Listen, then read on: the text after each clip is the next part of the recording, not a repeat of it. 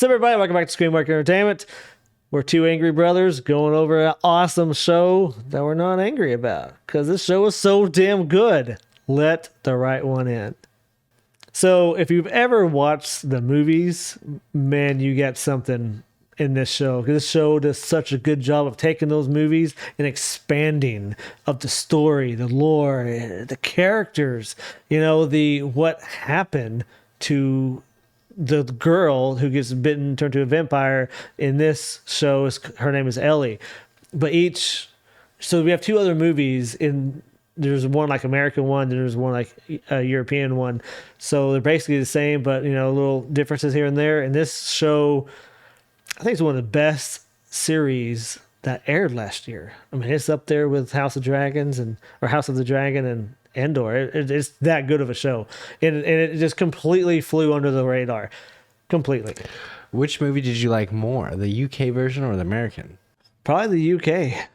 I was hoping you was going to say that. Yeah, because it's a little bit darker. The UK one's a little bit darker. The story originated in Switzerland. That's who wrote the book. It's a Swiss person. I don't know if it's a girl or boy or girl, but a Swiss person had written the story originally, and it was published back in 2004. That's when the first book came out. Oh, really? And then I need to read the book. I should really read the book. And then 3 to 4 years later, that's when they released the very first movie. I believe it was the UK version first. I'm not 100% sure which one came first. I'm pretty sure the UK. It would make more sense that the UK version came first. Yeah, pretty sure it did. But and then, which I thought was really awesome because the story's so good that didn't come from freaking like some version of America is rare, honestly, because I feel like America is like the movie capital of the world in terms of stories and stuff like that. So to see a Swiss person write such an amazing story, like, my hat is off to you, seriously. And it's an amazing story. It really is. Let me tell you, I mean, this show, the first episode alone, just hook, line, and sinker. Man, it's good. I was shocked from the very opening whenever Mark, the father, is bringing Ellie in like a briefcase, that he leans down and says something like right in front of his neighbor. It turns out to be like a detective, a homicide detective, not just a detective, a homicide detective, which is like the worst predicament he could have gotten himself into, and you know what he said to her, right? What did he say? He said that you're welcome in.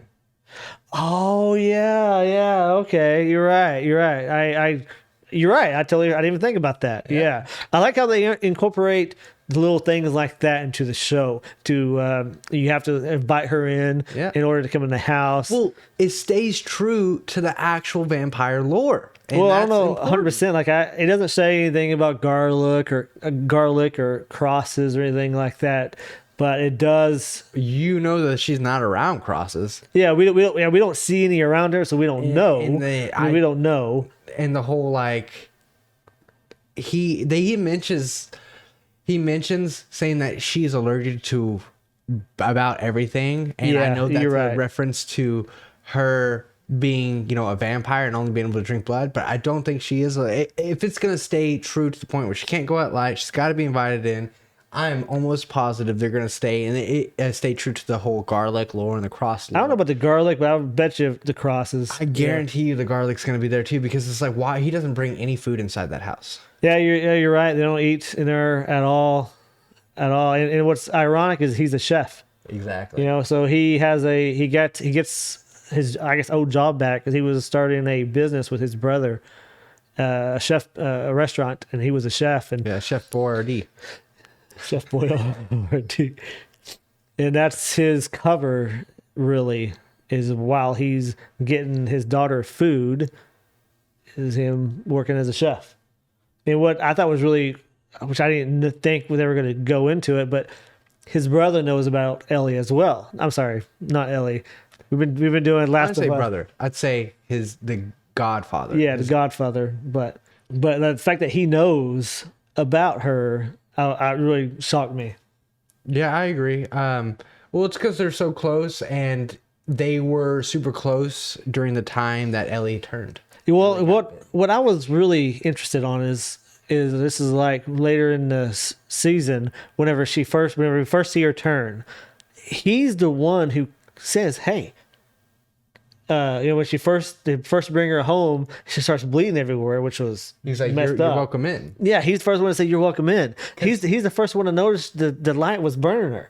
He was the first one putting all these things together. So I thought maybe he already knows a vampire. Well, no, it's Is what I just thought at first. That's what I thought. I knew it was because it even says it in the very beginning. It's like, oh, I used to watch a lot of horror movies. The guy just knows his way around Yeah, but this is real life. This isn't a movie, So I was really Okay. thinking, Right, but if I in real life came into contact with something that was very similar to a vampire, I would treat it like a vampire. Yeah, It yeah. acts like a duck, Yeah. looks like a duck, it's probably a freaking duck. yeah, exactly, exactly. So what do you think at the beginning? We see the boy and which is his father also out there, and he catches fire. I thought he was dead. I didn't think we were gonna see him again, but turns out he survived. Well, I thought it was stupid that he didn't put any kind of preventative measures. If Put your anything was- finger out there. Why not put your finger or out like, there or something? yeah, just like shield him from something, or have someone next to him in case something goes wrong. It was Yeah, just it's the worst really idea. poor planning. Worst idea ever. I'm like, that's the one part of the story that doesn't really make a lot of sense. Like, why would you do that? You just put his hand out there and see if it catches fire. It's not his whole body. Or but if you do need his whole body, if it's like a whole body thing, you need his whole body, make sure that he can step over a wall real quick, or get something by him that will cover him up immediately if anything goes down. yeah, not just like, oh, see you later. Yeah, it's ridiculously dumb. Because the way he looks later, like when we see him again later, It looks he's like just- Vecna. yeah, he looks like Vecna, but in a lot more pain. That's exactly what my wife said. She's like, "Oh my god, is that Vecna?" It's just like, might as well be. Yeah, he looked pretty ridiculous. And that's where his sister comes in and develops some kind of serum or something where like pain is almost like pleasure almost. And she gets all that skin off him. Because I was thinking to myself, just kill him. That's what I was thinking. Like, I would want to die in that state. Oh well, In that yeah. state. I mean, I don't think pain is as bad for him as it would be for us. I think it's really bad. Yeah. I don't think it is as bad. There's another thing. She created a painkiller for vampires, which Yeah. is so badass. In fact, that they're selling them out on the street for money. It's really messed up. It's just like, what can you do with that kind of high? I mean, I feel like the thing about it is that it makes you a hunter. That drug makes you a hunter. It brings out the primal instincts of you. You can hear people's heartbeat. You can hear, it basically makes you a vampire because it's bringing out the primal hunter in the human being. Yeah. Why would you need that unless you're like going to war with something? Because people they like drugs, and this Right, is well, a high they've never experienced before. So But that's another thing. It's like, what kind of feeling would it give you? Like, I don't understand. Like, are you getting like a meth high? Are you getting a rush? What kind of primal? I feel like that's what it would be. It would be more of like a speed in terms of if it's going to give you that primal feeling. I feel like it's like a mixture between like a PCP, it makes you invincible almost. Makes you, yeah, and like kind of what it is. Yeah, because whenever the detective, they're down in the sewers, she shoots that guy several times, not affected. Not until she shoots him in the head. well, it's the typical vampire lore right there. Yeah, You've got to take him out in the head. You can't, or the heart, I believe. yeah. Or a wooden stake. So once we learn a little bit about Isaiah and Isaiah's family and Ellie and her father, we move on to they're trying to find a cure. Okay, so that's why they move back to the city, and it shows a couple of flashbacks of when Ellie had gotten bitten, what she was doing. She was into astronomy.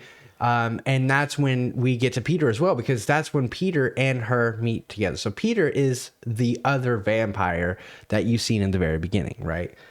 So that's what I thought was really cool, is the fact that the only reason why Peter and Ellie got bit is because they're into astrology and they're outside at night. Yeah. Why else would a vampire be going after Easy prey. yeah, easy prey. And that is easy, which is very smart. But it leads me to believe is, how long has this vampire been around? Well, they even said hundreds of years, that they know of. And what was really cool is whenever we first see Peter laying in the bed, it pans over to a picture. and we see Ellie in that picture. So I thought, because Mark was talking about finding the original vampires, I thought it was Peter who bit. Yeah, I did too at first. I thought it was a chain, Yeah. and But no, they're the same guy bit both of them. exactly. Yeah. But why? It never really leads in the first season. Never tells you why Ellie and Peter were the lucky ones, You would think Or- there'd be vampires everywhere. or unlucky. Well, because they don't bite to infect. Most of the time, They bite to feed and to kill. feed and kill. Yeah. There has to be a reason why they want to infect somebody. So one of Mark's in Ellie's objectives is to find a cure, and that's the whole reason for even coming back home. Basically, this is basically where they started, right? And now they're back because they think there may be a cure there. They think they may find the original vampire there. That's the idea, because all these murders that are happening are very similar to some of the murders that are from vampires. And that's where Peter comes in fully in this episode or in this season, is Peter and Claire. Okay, so Claire wants to be able to fix Peter and create a cure without hurting him. Yeah. So that's why she's experimenting on monkeys, but you can only go so far with animals until you actually need a human subject or an actual different vampire, you know what I mean, other than Peter, without hurting Peter. Because all of these things are theoretical and experimental. Nothing is set in stone, and that's what they're trying to get to the conclusion here. Yeah. Is what can and cannot work on vampires without destroying them in the process. And they do get a human subject.